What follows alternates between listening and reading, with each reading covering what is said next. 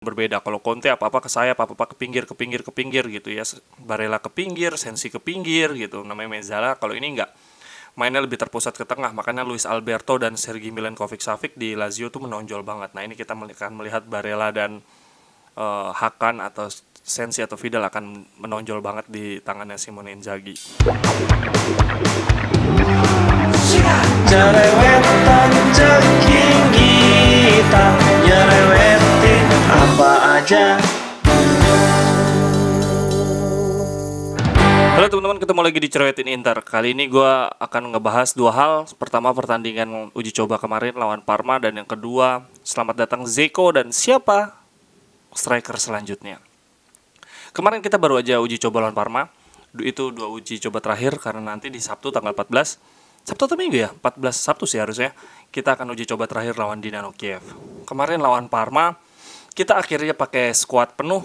Ya nggak penuh-penuh banget sih, nggak skuad utama-utama banget. Tapi yang jelas di lini belakang udah ada Skriniar, Dufray dan Bastoni untuk pertama kalinya di uji coba. Kemudian di lini tengah, sisi kanannya wingback kanan tetap Darmian karena kita belum mendatangkan wingback kanan baru lagi. Barilla Brozovic main bareng. Kemudian di sisi Mezzala kiri left center midfielder Sensi yang kemungkinan di di liga nanti lebih banyak diisi oleh Hakan Calhanoglu yang didatangkan untuk menggantikan Eriksen. Kemudian di sisi kiri Perisic yang mendapatkan kesempatan pertama. Kemudian di lini depan ada Lautaro dan Satriano. Untuk teman-teman ketahui nanti lawan Genoa, striker kita yang ready sampai saat ini cuman Satriano. Kenapa? Karena Lautaro akumulasi kartu, sementara Alexis Sanchez cedera, Lukaku gone. Jadi, waduh, gua nggak tahu nih siapa yang jadi striker utama yang akan dimainkan lawan Genoa. Pada permainan kemarin memang kelihatan banget Inzaghi itu formasinya sama kayak Conte 3-5-2, cuma gaya permainan berbeda. Kalau Conte apa-apa ke sayap, apa-apa ke pinggir gitu ya. Barella ke pinggir, Sensi ke pinggir gitu. Namanya Mezzala. Kalau ini enggak. Mainnya lebih terpusat ke tengah. Makanya Luis Alberto dan Sergei Milinkovic-Savic di Lazio tuh menonjol banget. Nah, ini kita akan melihat Barella dan Hakan atau Sensi atau Vidal akan menonjol banget di tangannya Simone Inzaghi. Satriano ada beberapa peluang bagus, terlihat tajam, ada yang sundulan pas corner, ada yang umpannya Vidal juga dia sambut dengan bagus. Tapi yang perlu teman-teman ketahui, usia dia 20 tahun dan dia belum pernah sekalipun main di kompetisi senior, belum dapat cap senior. Jadi kita ya mencurigakan lah, jangan sampai dia kayak Longo gitu ya. Longo bahkan di Primavera jauh lebih menonjol dibandingkan Satriano. Kemudian Vidal sudah mulai main, Sensi juga mulai meliuk-liuk. Nah, ini gue nggak tahu nih, dari kabar yang gue lihat di media-media, Vidal jarang loh yang memprediksi ada Vidal di lini tengah kita musim depan. Masalahnya si Vidal ini gajinya gede, tapi kita butuh banget jenderal. Setelah Lukaku pergi, kita nggak punya jenderal di lapangan loh, karena Vidal, Kolarov, Alexis Sanchez kan lebih banyak main dari bench, rotasi. Jadi dia mungkin lebih di ruang ganti fungsinya. Sementara kita butuh jenderal banget di lapangan. Makanya kedatangan Dzeko yang udah 99% datang cukup bagus. Dzeko mungkin ya tergantung nih yang striker yang berikutnya datang siapa. Maaf gue garuk-garuk hidung. Striker yang keempatnya siapa nih? Apakah Dzeko akan jadi striker utama atau Dzeko akan jadi striker keempat yang akan ada di bench? Oke, kita pelan-pelan ngomong ke lini tengah dulu. Dengan adanya Vecino dan Raja Nainggolan untuk dijual, gue yakin Nandes akan tetap datang.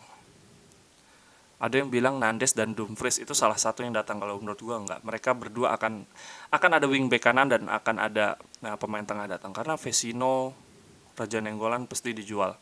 Enggak Raja Nainggolan yang pasti dijual. Kita punya kartu di situ untuk ke Cagliari. Gue nggak tahu Vecino akan dijual atau enggak. Tapi Vecino, Gagliardini, Vidal terlalu padat nih. Iya sih, Sensi cederaan. Kemudian Hakan kita nggak tahu, Brozovic butuh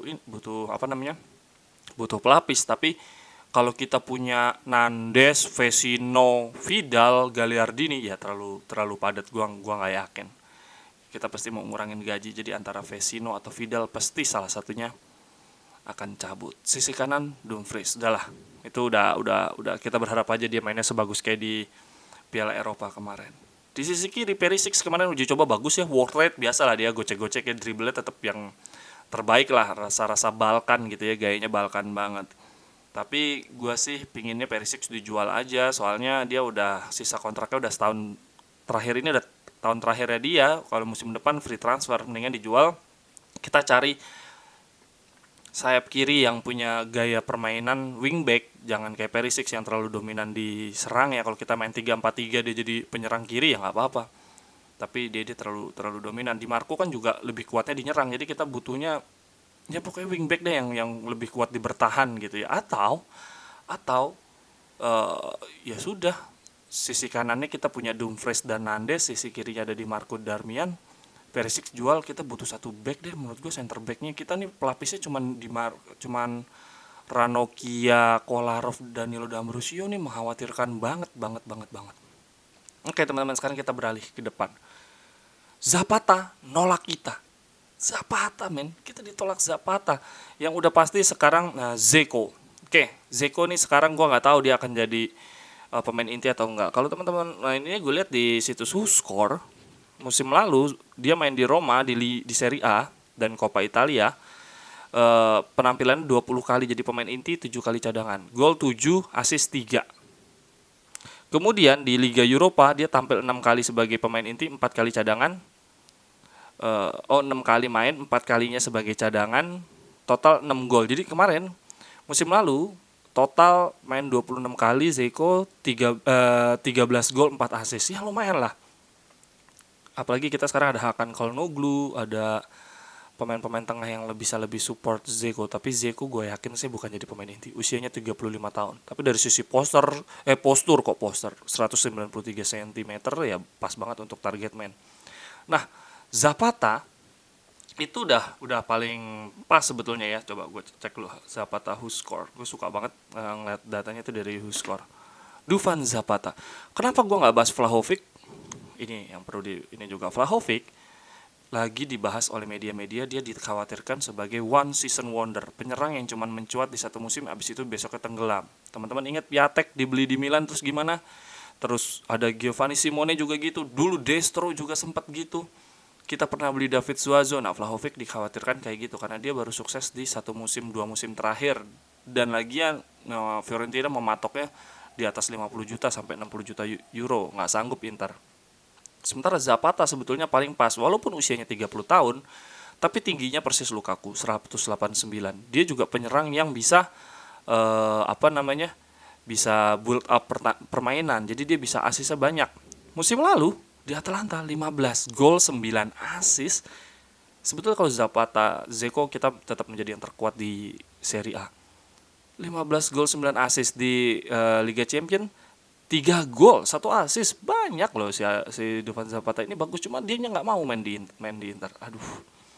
Makanya isu yang berkembang tadi malam ini, gue bikin video Rabu pagi, Selasa malam Inter mulai mengalihkan ke Joaquin Correa, pemain Argentina yang di Lazio, second striker, dan Moiskin. Nah, teman-teman gimana? Kita kemarin itu nyari pelapis Lukaku, yang artinya center forward, target man. Nah sekarang kita datengin Dzeko, terus striker keempatnya bukan center forward. Kalau kita datenginnya second striker lagi, berarti kita cuma punya 1 center forward, Dzeko. Sisanya Lautaro Martinez, Alexis Sanchez, Correa, atau Moiskin. Itu semuanya semuanya pemain second striker.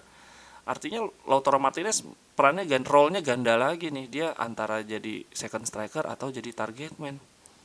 Nggak begitu ideal memang sih, maksudnya karena Alexis Sanchez banyak cedera. Cuma kalau kita punya masang 2 striker yang tipikalnya second striker gitu ya kurang ini juga, maksudnya di kotak penalti jadi kosong gitu. Coba kita lihat Joaquin Correa, walaupun dia second striker, uniknya tingginya 189 cm, persis setinggi Lukaku, persis setinggi Zapata. Kalau si Dzeko paling tinggi 190 apa 193. Nah, Korea ini usianya masih 26 tahun. Kemarin juga jadi bagian dari timnas Argentina ketika juara Copa. Tapi di usianya 26 tahun dia nggak pernah nyetak 10 gol di liga. Kemarin di Lazio cuma 8 gol 3 assist untuk usia 26 tahun, terlalu sedikit. Kemudian di Liga Champions dia 3 gol 2 assist, second striker.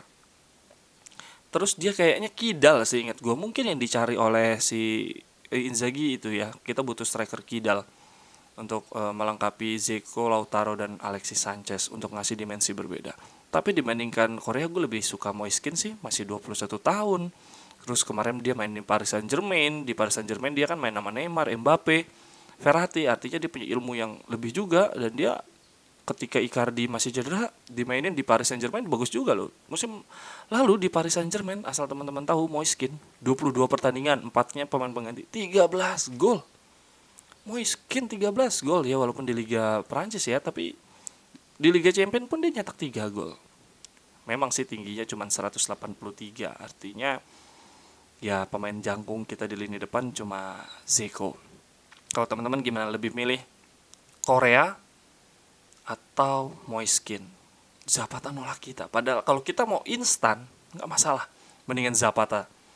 Kita nggak perlu khawatir kehilangan Lukaku. Kalau teman-teman ingat, kita kehilangan Ibra, dapetnya Eto'o. Ya anggap aja Lukaku kita dapetnya Zeko. Tua tapi pengalamannya bagus. Terus Mourinho waktu itu minta Drogba dan minta Gerrard atau Lampard salah satunya. Yang didatengin siapa? Milito dan Mota. Tapi sisanya kita treble. Jadi gak perlu khawatir lah kita cuman mendatangkan Hakan Calhanoglu. Bahkan Hakan Calhanoglu di masanya saat ini lebih bagus dibandingkan Mota dulu ketika dari Genoa ya. Lebih mencuat gitu. Kita datangkan dari Milan. Pemain tengah dengan statistik menciptakan peluang paling banyak di liga terbaik Eropa itu Hakan. Mota world class, tapi ketika kita datang dari Genoa, siapa sih yang tahu Mota beda sama Hakan Calhanoglu. Kemudian di lini depan kita datengin Milito. Milito bagus, Liga Spanyol dia bagus, di Genoa dia bagus, tapi ini Genoa. Genoa waktu itu masuk Liga Champions aja enggak. Kalau kita bisa datengin Zapata atau Korea, ya relatively lebih bagus dibandingkan Milito saat itu dari Genoa ya, maksudnya dari sisi klub, dari sisi nama besar. Nah, sekarang tinggal Inzaghi gimana meramunya nih, siapa striker keempat. Gua berharapnya tetap Zapata, artinya penyerang depannya utamanya yang dimainin Lautaro dan Zapata. Alexis Sanchez, Zeko untuk rotasi. Kalau ada Korea ya berarti penyerangnya bisa-bisa yang dimainin Zeko lebih banyak dapat porsi ini menit bermain, sementara dia udah terlalu tuir. Apalagi ya sisi kanan, gue tetap yakin Dumfries datang bersamaan dengan Nandes bisa pakai uangnya Vecino dan Raja Nainggolan. Dan ingat kita masih punya Lazaro di sisi kiri. Perisic ngasih dimensi yang berbeda, dia lebih bisa nusuk, gocek. Tapi gue pinginnya sih wingback kiri kita bisa datengin Alonso atau Palmieri, mungkin dengan status pinjaman. Kenapa? Karena butuh pemain yang lebih natural di wingback kiri. Perisic dijual aja, ini udah musim terakhirnya dia, daripada kita musim depan ngelepas dia dengan uang kosong. Sampai di sini dulu cerewetin Inter untuk teman-teman. Terima kasih banyak di dua video terakhir, komen-komennya seru-seru banget, kita diskusi untuk tim kesayangan kita. Sampai ketemu di cerewetan berikutnya. Bye bye, thank you.